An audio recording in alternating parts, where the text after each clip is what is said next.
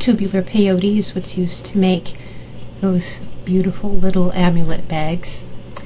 It's also used to cover objects, and I'm going to try to show you how to do it in this demonstration. Tubular peyote is similar to flat, except it's in a circular round form.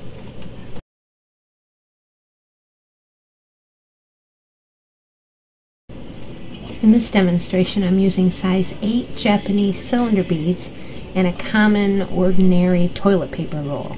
You can use anything round, but it should be somewhat firm and stable and sturdy to hold up to your beadwork. I've strung on 52 beads. You need an even amount of beads for tubular peyote for it to come out well. Measure your string and mark it with a marker. That way you can get an idea how many beads you need, and string them on even. I've put the needle through the beads again to form a loop. This adds strength and it helps with tension. You want to create a loop like this and leave a tail 2 inches. Then you want to tie your threads together to form a closed loop. You want to leave about 1 bead's width of space. You can't really see it in this picture, but it helps when you're weaving to have a little space. And you just want to slip the ring of beads on your toilet paper roll. Very easy. We're going to add our first bead. Pick one up, skip the first bead past your thread, and put your needle through the second bead. This is probably the hardest part to learn, the very first step. And then when you pull tight, your bead that you added will rest on top of the bead you skipped. It just works out like that. It's amazing. Do it again. Pick up a bead, skip a bead, and then put your needle through the next bead and pull tight. Skipping a bead is hard to remember sometimes. Again, the second bead will rest on top of the bead you skipped, like magic. Stepping up is the most intimidating thing to learn. Assume you've gone all the way around and you've reached the end and oh my gosh, what do?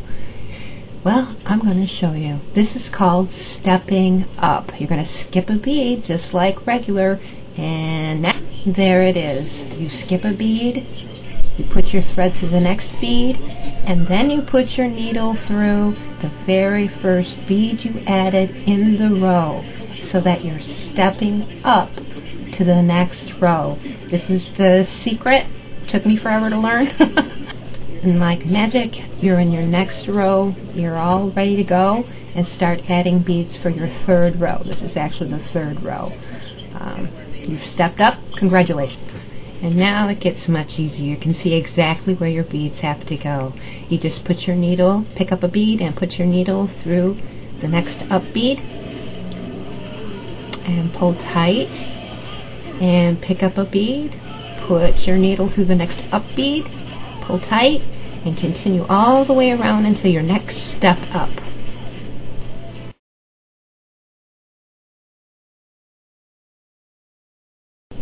You're at your next step up now. You pick up a bead and put your needle through the 2 beads that are stepping up on the right, in this case, and pull tight. You can see in the next picture. Again, you're all set to start your row 4. And you're in the exact right place to put your needle in between all the up beads.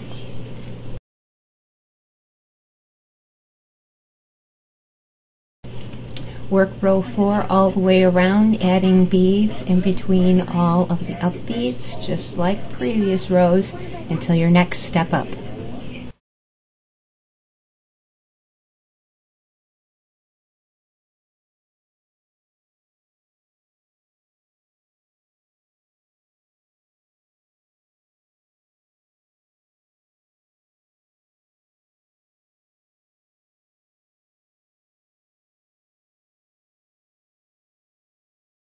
I'm showing the needle placement for the step up of row 4. You see I've added a bead and put my needle through the 2 beads to the right that are stepping up to row 5. As in all previous rows, keep adding beads in between each up bead to complete row 5.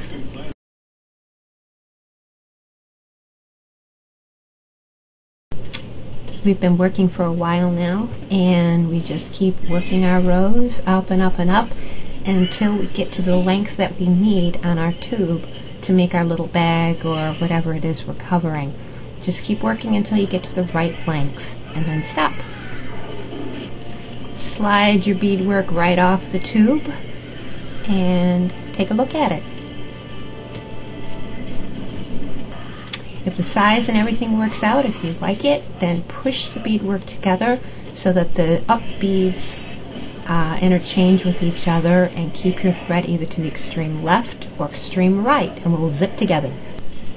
You've got your tube pushed together into a little envelope form, and you want to sew the up beads together in a diagonal fashion, and so they zip together and create a seam on the bottom. Just sew right across.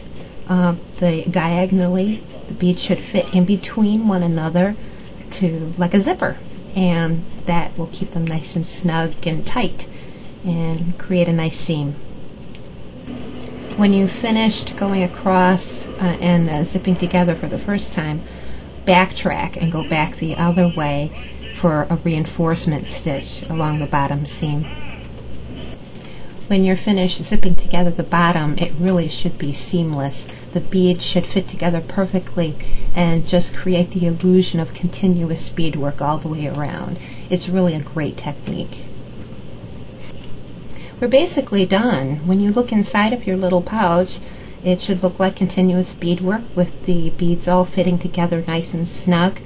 You can decorate it any way you want, add a handle, buttons. Pretty much finished. This is a great technique. I encourage you to try it. These are a few of the projects I've made using Tubular Peyote technique.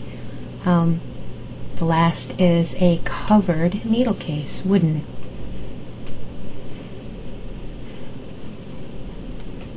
The easiest beads to use when you're learning Tubular Peyote are cylinder beads.